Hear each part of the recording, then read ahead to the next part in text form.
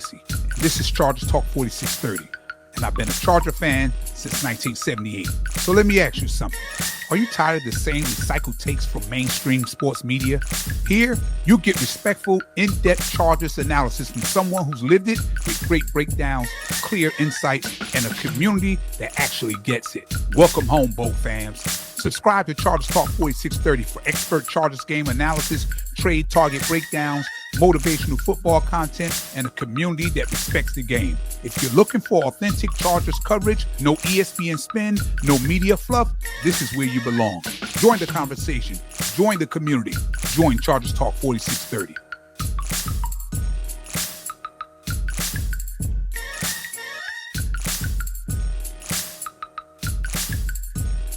Hello, my friends, and how's it going? Stacy here from Chargers Talk 4630.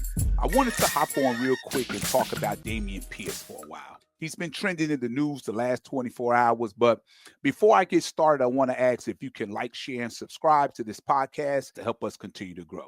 So let me talk to you about a conversation I was having with some people in my circle that we talk football all the time. We were talking yesterday, and they asked me, do I think the Chargers should go after running back Dameon Pierce now that he's available? Now, I've been looking at this from every angle because this question connects to the entire journey of the football season, right?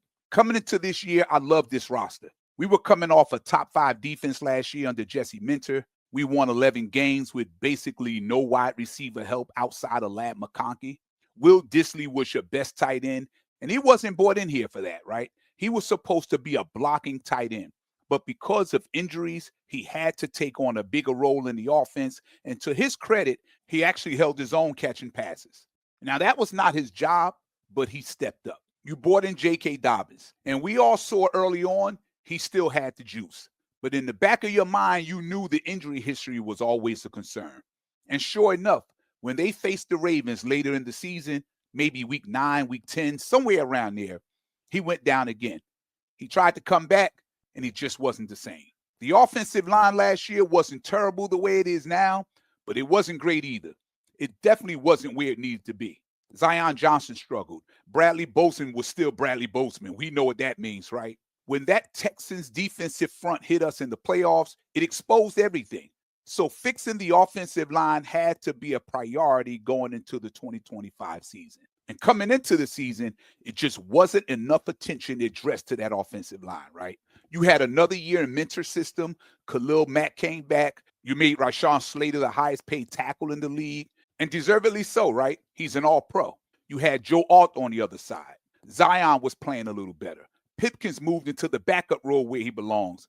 Some would even say he shouldn't even be on an NFL roster, but backup is at least the appropriate spot since he's still with the team. Then you add Mekhi Becton.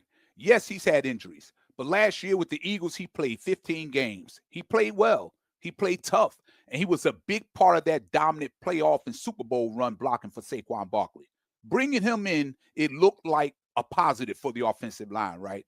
If he could just repeat that performance, we'll be fine.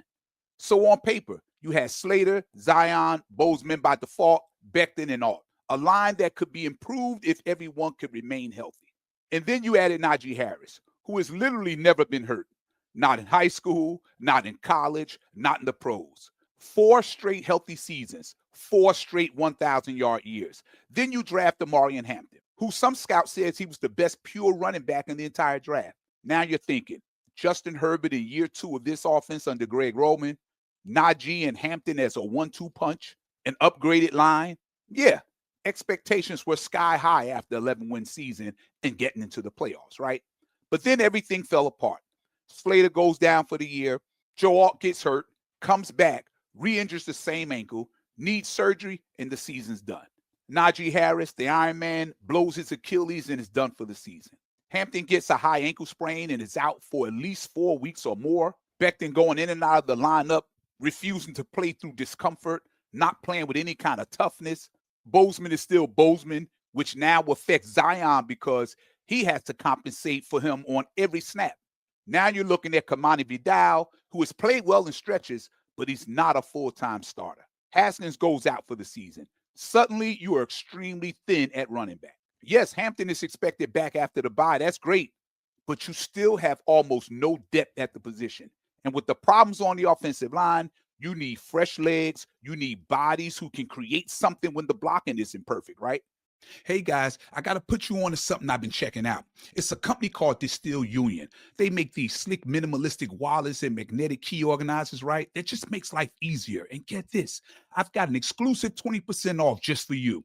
All you got to do is go to distillunion.com, make your purchase, and don't forget, when you check out, use my code ChargeTalk4630. I earn a small commission when you use my code, so when you buy, you're not only supporting me and the show, you're getting the best deal they offer. Which brings us to Dameon Pierce.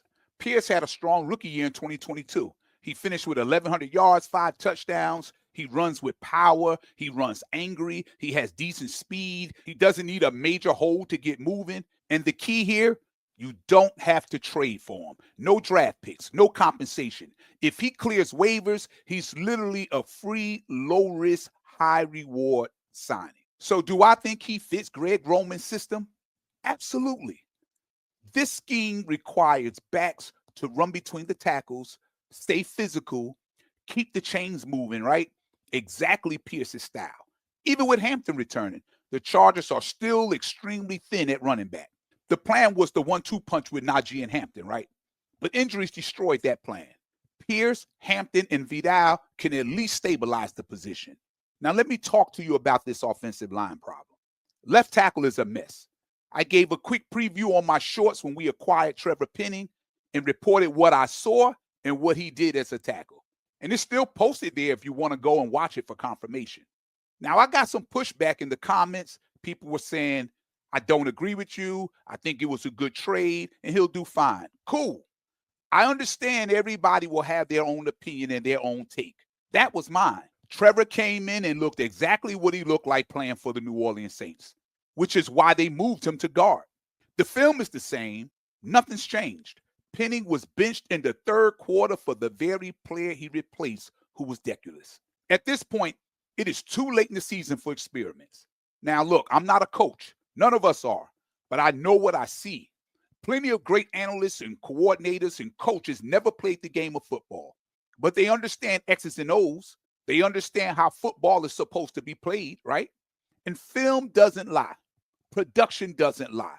And your eyes don't lie. Jamari Salyer, he should be at left tackle, period.